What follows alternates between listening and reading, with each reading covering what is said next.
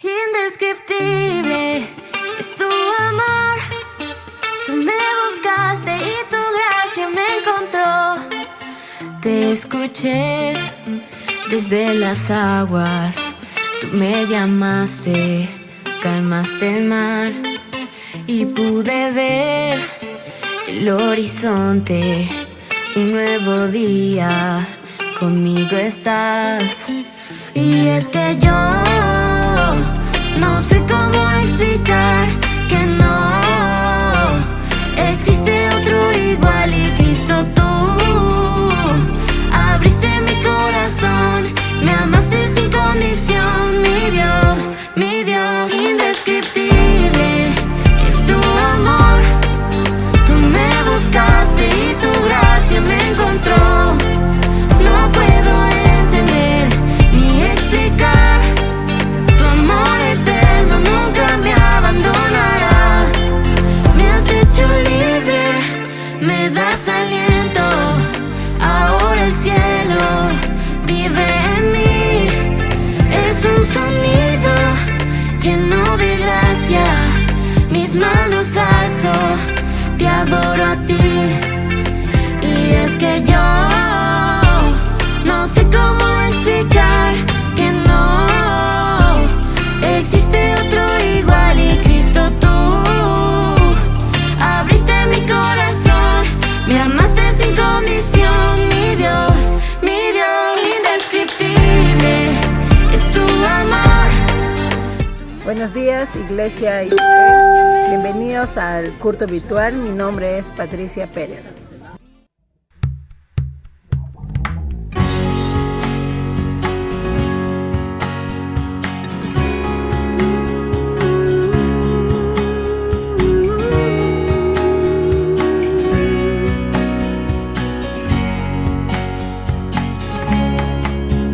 El Dios que hizo los cielos y la tierra con el poder de su palabra y reina con autoridad. El Dios que aún los vientos le obedecen, una palabra suficiente para los muertos levantar. Nadie es como Él, oh gran yo soy. Tú eres el Dios que adoramos, todopoderoso y soberano, grande en misericordia y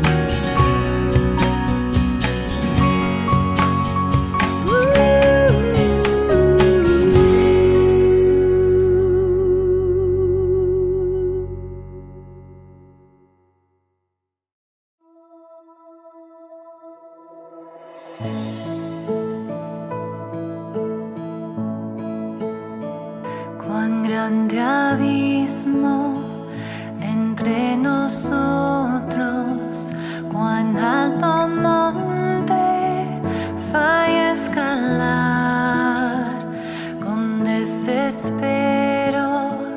volví al cielo y en la noche te hice amar. Ay, en lo oscuro tu amor profundo cruzó la sombra y me alcanzó. Ya es consumado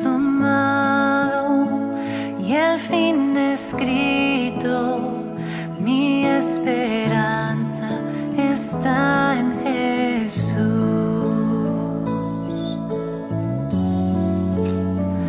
¿Quién imagina piedad tan grande, tan plena gracia al corazón?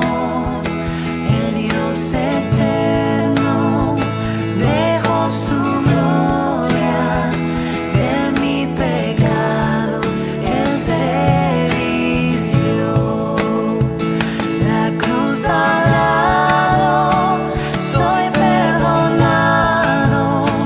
El Rey de Reyes me adoptó. Señor hermoso, te pertenezco. Mi esperanza está en Jesús. Oh, aleluya, sea quien me libertó. Aleluya, de la muerte me arrancó, las cadenas quebrantó, y en su nombre hay salvación. Mi esperanza está en Jesús.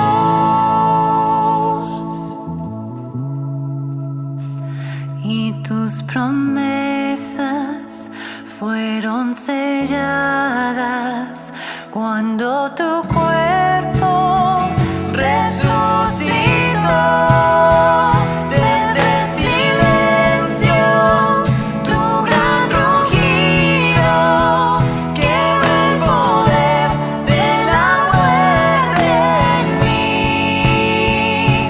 La victoria está en ti.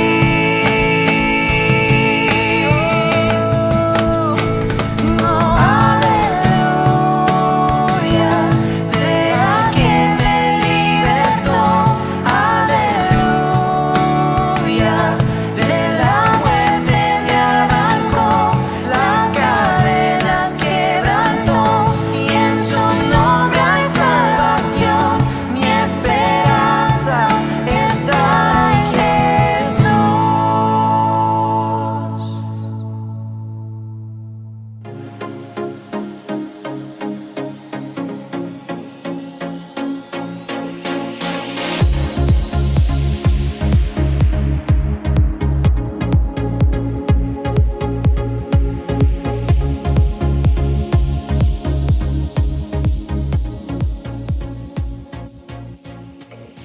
Anda, ve a la casa de Judas, en la calle llamada Derecha, y pregunta por un tal Saulo de Tarso.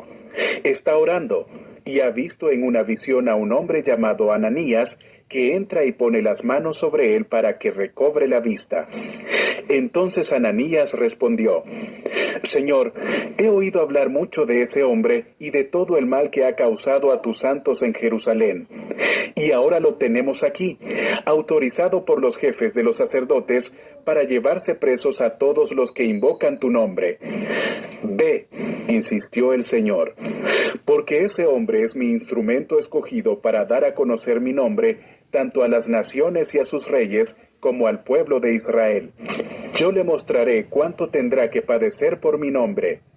Ananías se fue, y cuando llegó a la casa, le impuso las manos a Saulo y le dijo: Hermano Saulo, el Señor Jesús, que se te apareció en el camino, me ha enviado para que recobres la vista y seas lleno del Espíritu Santo. Al instante cayó de los ojos de Saulo algo como escamas, y recobró la vista.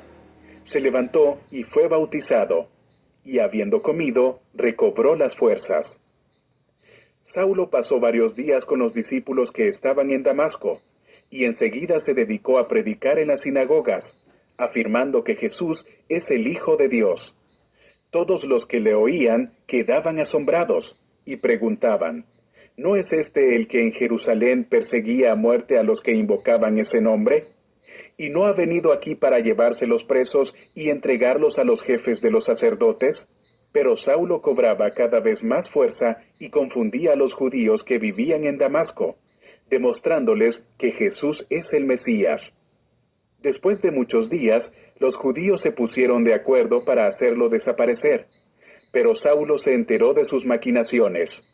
Día y noche vigilaban de cerca las puertas de la ciudad con el fin de eliminarlo. Pero sus discípulos se lo llevaron de noche y lo bajaron en un canasto por una abertura en la muralla. Cuando llegó a Jerusalén, trataba de juntarse con los discípulos, pero todos tenían miedo de él, porque no creían que de veras fuera discípulo. Entonces Bernabé lo tomó a su cargo y lo llevó a los apóstoles. Saulo les describió en detalle cómo en el camino había visto al Señor, el cual le había hablado, y cómo en Damasco había predicado con libertad en el nombre de Jesús. Así que se quedó con ellos y andaba por todas partes en Jerusalén, hablando abiertamente en el nombre del Señor. Conversaba y discutía con los judíos de habla griega, pero ellos se proponían eliminarlo. Cuando se enteraron de ello los hermanos, se lo llevaron a Cesarea y de allí lo mandaron a Tarso. Mientras tanto, la iglesia disfrutaba de paz a la vez que se consolidaba en toda Judea, Galilea y Samaria, pues vivía en el temor del Señor, e iba creciendo en número, fortalecida por el Espíritu Santo. Muy buenos días, familia ICP. Gracias por permitirnos una vez más entrar hasta sus hogares con el mensaje de la palabra del Señor. Qué bueno que cada uno de ustedes hayan preparado sus hogares, su tiempo, para disfrutar de este servicio. Recuerden que nos unimos, nos conectamos espiritualmente a través de esta plataforma para juntos alabar al Señor. Y alabar al Señor en este momento es parte de nuestra adoración colectiva que cada uno de nosotros diariamente hacemos en nuestras vidas. Muy bien, ahora seguimos con nuestra serie que es Hechos, el origen de la iglesia, ¿no? Y a través de esta serie hemos aprendido varias cosas acerca del comportamiento de la iglesia, cómo los apóstoles, los discípulos han lidiado con muchas cosas a través de las circunstancias mientras la iglesia va creciendo. Hemos visto de 120, de un momento a otro se agregan unos 3,000 más a la iglesia y sigue aumentando los discípulos, pero también empieza a haber ciertos problemas. Pasan muchas de estas cosas y hemos llegado ya al capítulo 9, donde hemos empezado a ver el título de nuestro mensaje, un evangelio que transforma. La semana pasada estuvimos viendo un evangelio que transforma 1 y hoy vamos a ver un evangelio que transforma 2 en el capítulo 9 del libro de Hechos. Y básicamente nos estamos centrando en la vida de Saulo de Tarso, quien viene a ser más adelante el apóstol Pablo. Para aclarar un poquito, Pablo no fue un apóstol que fue nombrado por Jesús. De hecho, él no fue un discípulo de Jesús personalmente. Él no vio tal vez a Jesús, o tal vez lo vio, no sabemos. Pero sin embargo, Saulo de Tarso, es un joven que estaba siendo instruido por los maestros de las escrituras, los dominantes de las escrituras, en la línea del fariseísmo.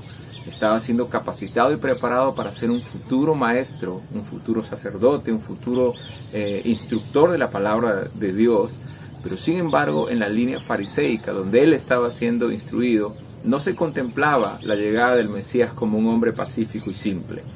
Entonces es por eso que él, unido con otros mayores que él, con más peso de jerarquía en su secta religiosa, él contempla la muerte de a lo que ellos consideraban un blasfemo, que es Esteban. Esteban es un discípulo de los apóstoles de Cristo, es un cristiano que se convierte en el primer mártir al ser asesinado a pedradas fuera de la ciudad, y ahí es donde este Saulo de Tarso entra en escena.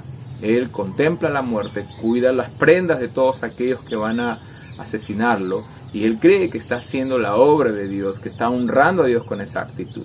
En este capítulo 9 ya vimos la semana pasada que él es derribado del caballo y escucha la voz de Dios, la directa voz de Jesucristo que le dice: Saulo, ¿por qué me persigues? Y él, atónito y asombrado, dice: ¿quién eres, Señor? Si yo sirvo al Señor, a Dios, ¿quién eres tú? Y él le dice: yo soy Jesús a quien tú persigues. Y él se da cuenta que estuvo yendo por el lado contrario. Y para enlazar nuestra segunda parte de este capítulo de nuestra serie, él es derribado del caballo y él comienza a tener un trastorno, un conflicto, una crisis existencial, confusiones, sentimientos encontrados, pensamientos críticos que se contraponen con lo que él pensaba, y todo su mundo cambia, porque el Evangelio revoluciona nuestras vidas y transforma, pero también somos derribados del caballo. Pablo es derribado de su caballo, y el caballo puede representar en nuestras vidas también algo, nuestras filosofías, pensamientos y creencias filosóficas o principios que no cambian, que nosotros creemos que estamos parados firmemente en aquella convicción y no damos nuestro brazo a torcer en cuanto a lo que es Dios y lo que creemos de Dios, en lo que es Cristo y lo que creemos de Cristo, y queremos primar nuestros principios y no alinearlos conforme a la palabra de Dios. Y muchos de esos pensamientos sirven para cegarnos y para tomar un rumbo diferente, creyendo que estamos haciendo lo correcto. Pero él es derribado del caballo y tiene una reacción natural de que cualquiera de nosotros tuviera cuando tenemos un encuentro personal con Cristo. Así que si esta serie te ayuda a identificarte con Jesucristo, con su Evangelio, que al Señor sea la gloria. Muy bien, entonces aquí estamos viendo en la parte 2, seguimos en el capítulo 9 del libro de Hechos, y es un Evangelio que transforma nuestro capítulo de hoy, el título de hoy. Entonces vemos que desde el versículo 19 se ve lo que comienza a hacer Saulo de Tarso. Él comienza a predicar el Evangelio, él comienza a moverse de manera sobrenatural en su comprensión, porque él comienza a interactuar con los discípulos de Cristo. Entonces yo me imagino que en el tiempo que él estuvo ciego, que son 3 días, y estuvo escuchando la oración y la predicación de los apóstoles y otros hermanos colaboradores en el cumplimiento de la gran comisión y la expansión del Evangelio, yo me imagino que él tenía todo el conocimiento bíblico, así como tú o muchas personas han leído la Biblia, pero lo entienden de una manera intelectual y lo entienden de una manera cultural, para conocimiento cultural, pero no lo han asimilado y tampoco lo han interiorizado y han sacado aplicaciones para sus vidas. Entonces Saulo era ese hombre que tenía todo el conocimiento teológico que cualquier persona necesitaría para entender a Dios, pero a Dios no se le entiende con la razón solamente, a Dios se le cree. Entonces Pablo no creía, pero entendía. Y hoy estaba siendo instruido en las dos cosas. Él conocía, pero no comprendía. Él conocía, pero no creía. Él tenía el conocimiento, pero no la fe. Así que mientras esto pasa, la fe empieza a tener un panorama diferente en él. Así que de ese modo él comienza a reaccionar. Dice Saulo pasó varios días con los discípulos que estaban en Damasco, y él comenzaba a escuchar la aplicación de la palabra de Dios en cuanto a la persona de Cristo. Y él entiende por primera vez que ese Jesús que él estaba persiguiendo, en él se centraban todas las profecías, todas las historias, todo el camino, el vehículo conductor que llevaba hacia el Padre de regreso a casa, es lo que los apóstoles predicaban. Y así que él empieza a tener una nueva actitud ante esta situación. No se podía negar. Para que todos ustedes sepan, hermanos, la cosmovisión y el pensamiento en el tiempo de Pablo era de que Dios era inalcanzable. Y la única manera de poder volver al Padre después que Adán y Eva perdieron el tener ese contacto íntimo face to face con Dios, cuando fueron arrojados del paraíso, prácticamente empezó a haber una separación entre Dios y hombre. Y eso es una cuestión que ha pasado por años, y quienes lo sabían muy bien y lo explicaban de una manera muy completa eran justamente los religiosos. Aquellos religiosos que habían instruido a Pablo para que sea un futuro maestro de la ley y que enseñara lo mismo, de que la situación de volver al reino de Dios tenía que pasarse por protocolos muy profundos y muy complicados que casi nadie los cumplía. Así que Saulo de Tarso estaba instruido en ese camino, pero hoy estaba enseñando, hoy estaba escuchando una enseñanza diferente y estaba siendo transformado. Estaba escuchando que ese Jesús que Dios había prometido hace 4000 años atrás, contando de Génesis 3, capítulo 3, versículo 15, él estaba escuchando que ya había llegado el Mesías, que ya había venido y había mostrado el camino de regreso a casa, porque Cristo dijo a todos los que le escuchaban, incluyendo a sus discípulos y todas las multitudes: yo soy el camino, la verdad y la vida. Y él les estaba diciendo prácticamente lo siguiente: ustedes, hermanos, quiero que entiendan de que Adán y Eva pecaron en el principio y ustedes fueron desechados de casa, fueron desterrados de alguna manera, y poco a poco, voluntariamente, en vez de querer regresar, se alejaron. Eso es una muestra que 2000 años después que esto sucede, que Adán y Eva son expulsados del paraíso de Dios, pero no de su presencia, el hombre comienza a vivir una vida de caos. Por eso vino el diluvio, para hacer un reseteo de la humanidad. Pero hasta ahora podemos ver que el hombre sigue en sus caminos, empecinados en vivir una vida alejada de Dios y lleno de libertinaje. Bueno, pasa el tiempo y Jesús les dice: miren, fueron expulsados. Y hoy, al parecer, se han acostumbrado a vivir así, y cuando quieren volver a casa, se dan cuenta que hay un camino muy tedioso, que los religiosos, los maestros de la ley, se habían propuesto o creían que esa era la manera de regresar al Padre, haciendo sacrificios profundos que ni siquiera ellos mismos cumplían, y eso Jesús les dice. Así que cuando Jesús viene y les dice: ya no es por ahí, yo soy el camino, la verdad y la vida, y nadie puede regresar a papá si no es a través de mí, yo soy ese camino, ese vehículo conductor de regreso a casa.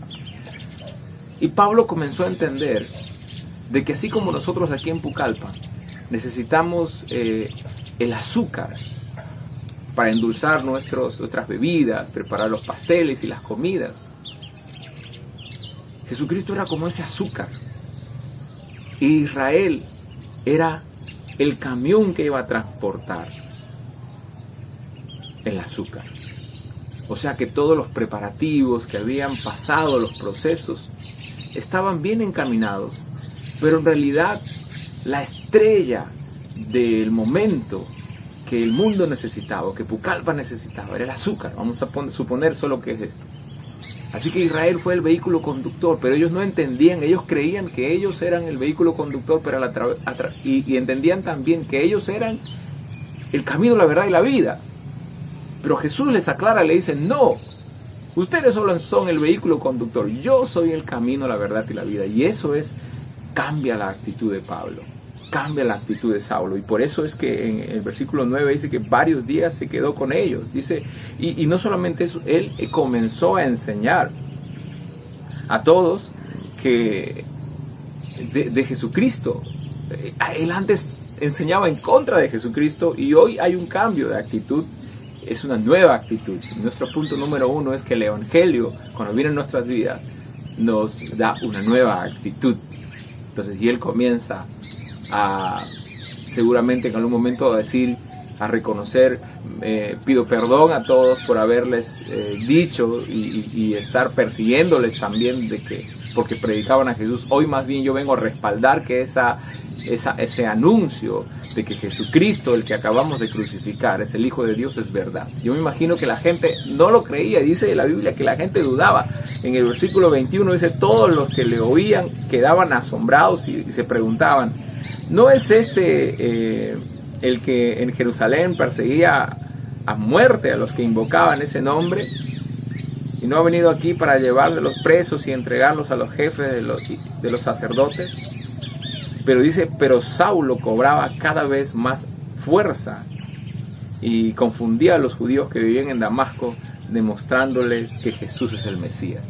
Qué argumentos maravillosos podemos tener nosotros a ser transformados por el Evangelio y tener esa convicción maravillosa de testificar aún a personas que no conocemos, y tal vez hay una transformación en nosotros de haber sido tan tímidos. Hoy podemos tener la capacidad de conversar. Solo el Evangelio de Jesucristo, solo el Espíritu Santo en nosotros puede ayudarnos a tener esa transformación.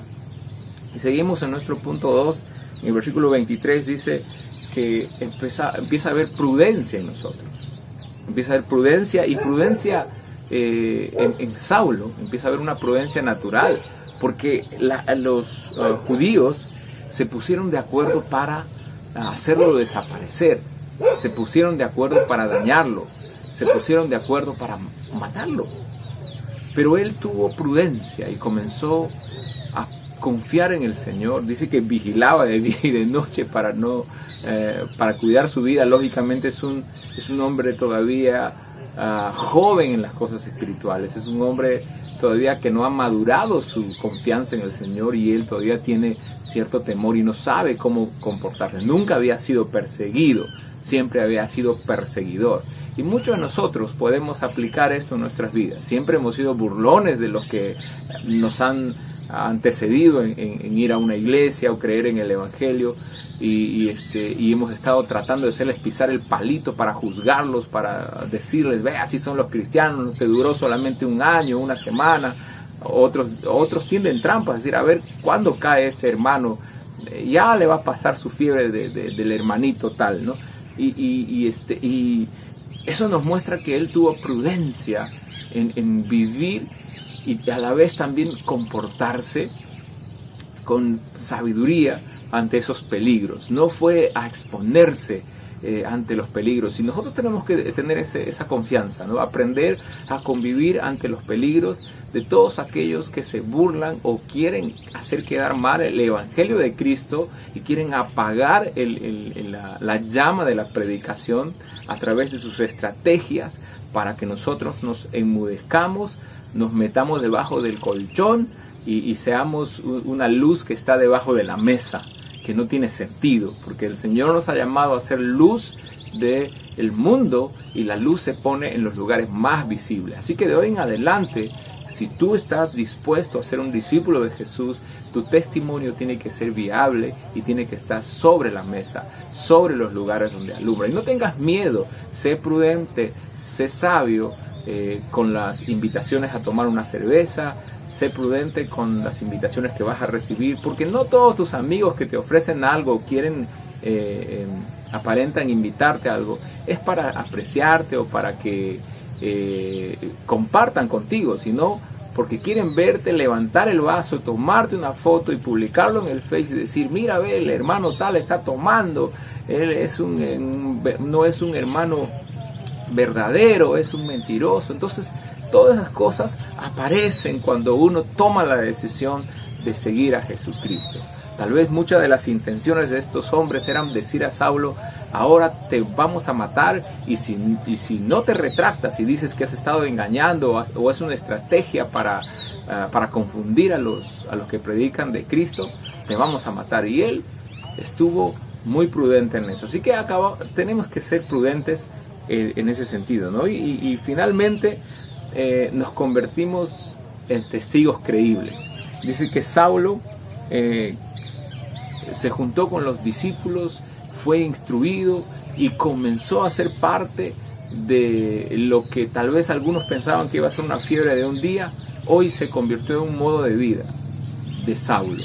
Saulo comenzó a predicar, Saulo comenzó a hablar de Jesús. En el versículo 26 dice, cuando llegó a Jerusalén, trataba de juntarse con los discípulos, pero todos les tenían miedo de él porque no creían que de veras fuera discípulo. Es interesante eso.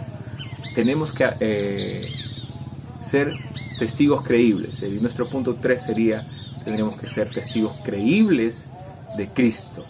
Entonces, cuando al principio muchos dudan de tu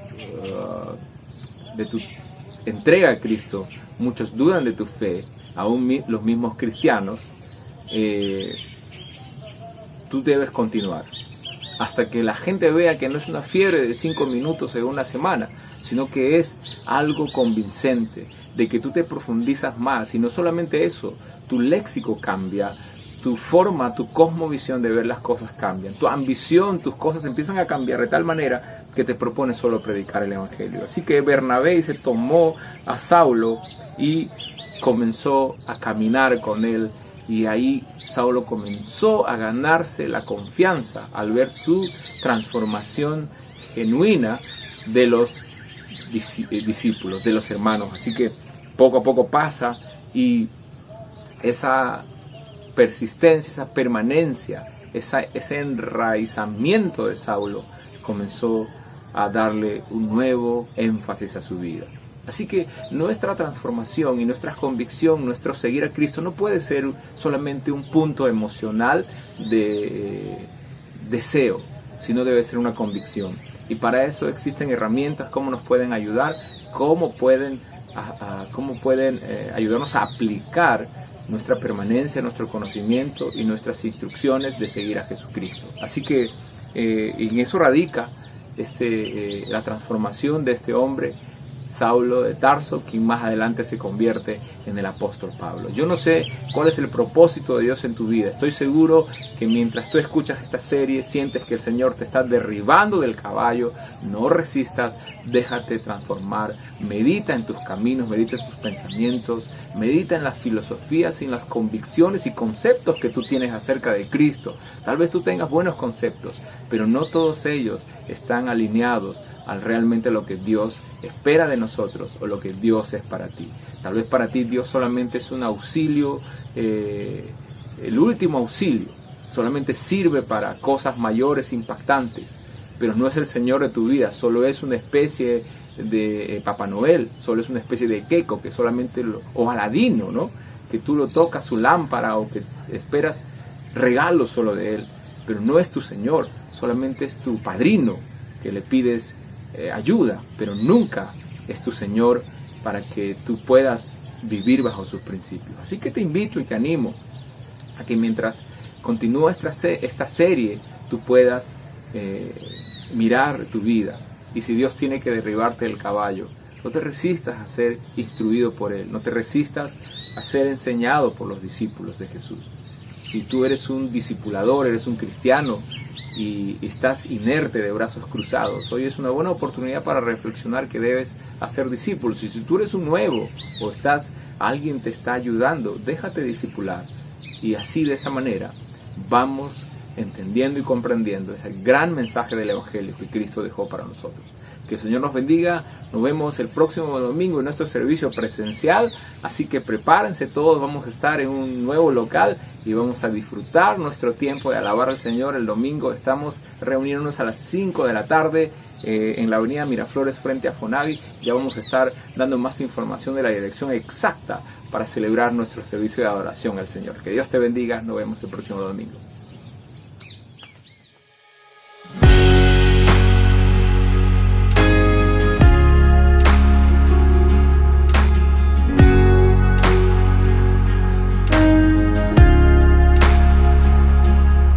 Consuelo para el corazón que llora, el aliento cuando ya no queda más, la esperanza del futuro que se acerca, la confianza de que todo pasará, el consuelo para el corazón que llora, el aliento cuando ya no queda más,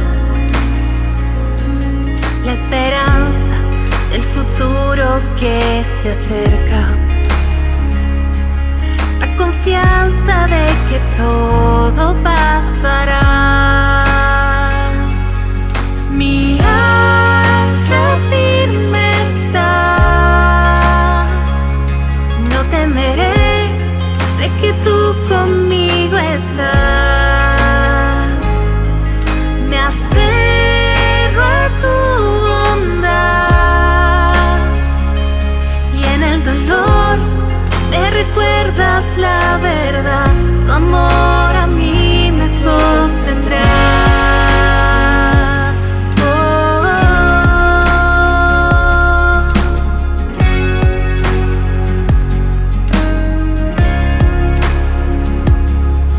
La paz que supera entendimiento, tú la fuerza que me vuelve a levantar, la promesa de que todo lo has vencido, la confianza de que todo pasará, la certeza de que pronto volverás.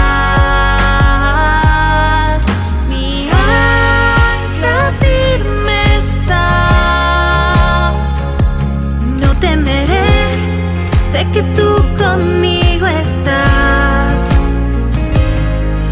Me aferro a tu bondad, en el dolor me recuerdas la verdad. Tu amor a mí me sostendrá.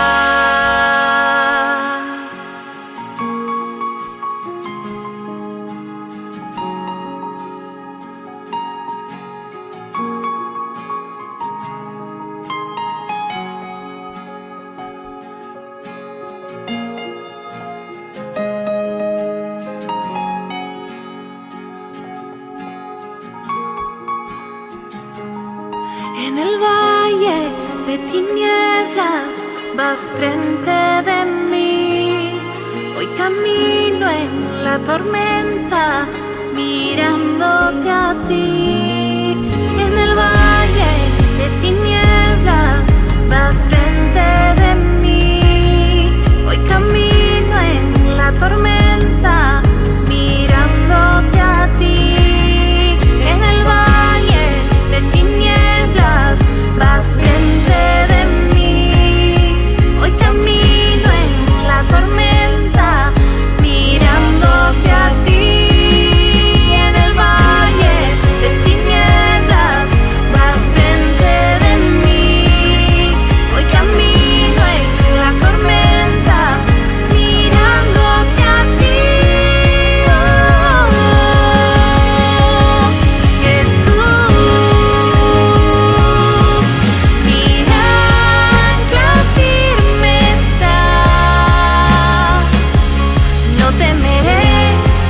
Que tú conmigo estás. Me aferro a tu bondad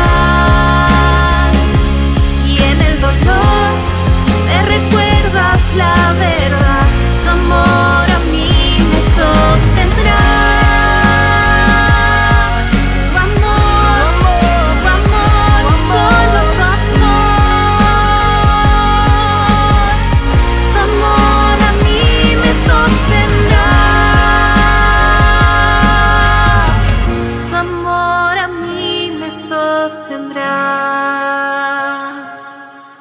Te escuché desde las aguas, tú me llamaste, calmaste el mar y pude ver.